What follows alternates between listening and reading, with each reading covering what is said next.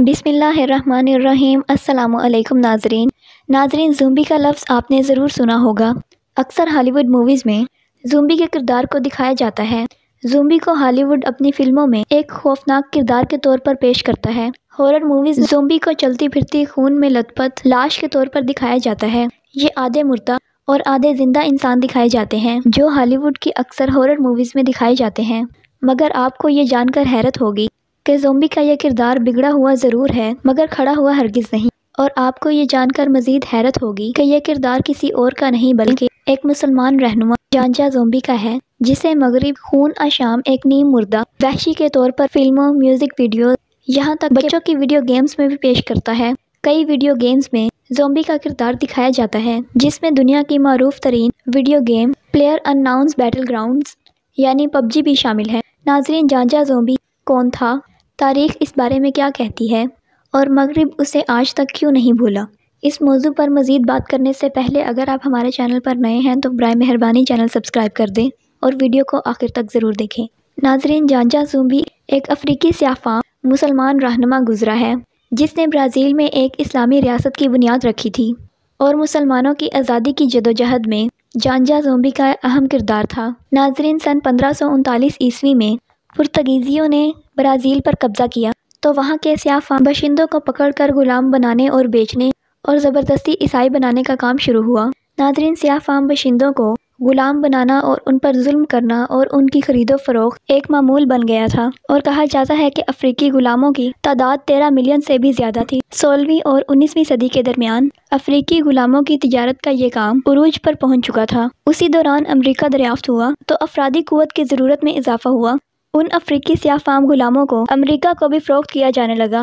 ناظرین، غلاموں کی تجارت معیشت کا عام عنصر بن گیا تھا۔ افریقی ایجنٹوں اور یورپی تاجروں کے مابین غلاموں کے سودے ہوئے۔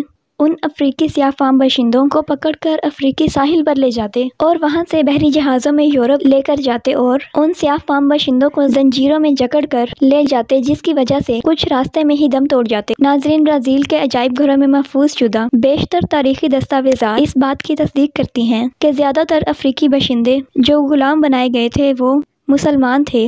وہ قرآن مجید کی تلاوت کرتے تھے اور ان میں سے کچھ علماء دین اسلام کی تعلیم سکھاتے تھے، مگر ان افریقی غلاموں کو کوڑے مارے جاتے، جلایا جاتا اور جنسی زیادتی کا نشانہ بنایا جاتا۔ ظلم کا شکار سیاہ فام باشندے سفید فام انگریزوں کے ظلم سے بچنے کے لیے جنگلوں کی طرف بھاگنے لگے اور چھپ کر زندگی گزارنے لگے۔ ناظرین، ان سیاہ فام افریقی باشندوں کے ہاں سن 1655 عیسوی میں ایک بچہ پیدا ہوا جس کا نام جانجا زومبی رکھا گیا۔ زومبی جب جوان ہوا تو اس نے ان ظالموں کو ماننے سے انکار کر دیا۔ ایک طرف تو وہ ان کے سامنے ڈٹ کر کھڑا ہوا تو دوسری طرف اس نے اپنے لوگوں کو اسلامی طرز حیات اپنانے اور اللہ رب العزت کی وحدانیت کی طرف بلانا شروع کیا۔ زومبی نے پرتگیزیوں کے خلاف لڑنے کے لیے افریقی سیاہ فام مسلمانوں کو یکجا کیا اور برازیل میں تقریباً 20 مقامات پر قبضہ کر کے ایک اسلامی ریاست کی بنیاد رکھی۔ جانجا زومبی کو لوگ شجاع الاسود یعنی سیاہ بہادر کے نام سے جاننے لگے۔ پرتگیزیوں پر ان کا ایسا رعب اور دبدبہ تھا کہ وہ جانجا زومبی سے بہت خوف کھاتے تھے۔ جانجا زومبی کا دور 50 سال پر محیط ہے اور آخر کار وہ ایک معرکے میں شدید زخمی ہوئے اور زخمی حالت میں لڑتے لڑتے دم توڑ گئے۔ جانجا زومبی کو قتل کرنے کے بعد لاش کی بے حرمتی کی گئی، سر تن سے جدا کیا گیا، لاش کے ٹکڑے کیے گئے، لوگوں کو جانجا زومبی کا تماشا بنا کر پیش کیا گیا۔ سیاہ فام افریقی باشندوں کو قتل کیا گیا، جو بچ گئے ان کو پھر سے غلام بنایا گیا، مگر جانجا زومبی کا نام آج بھی انہیں یاد ہے۔ ناظرین، برازیل میں جانجا زومبی کا کانسی کا مجسمہ بھی موجود ہے۔ برازیل میں سن 1888 عیسوی غلامی پر پابندی عائد کی گئی جس کی بنیاد مسلمان رہنما جانجا زومبی نے رکھی تھی۔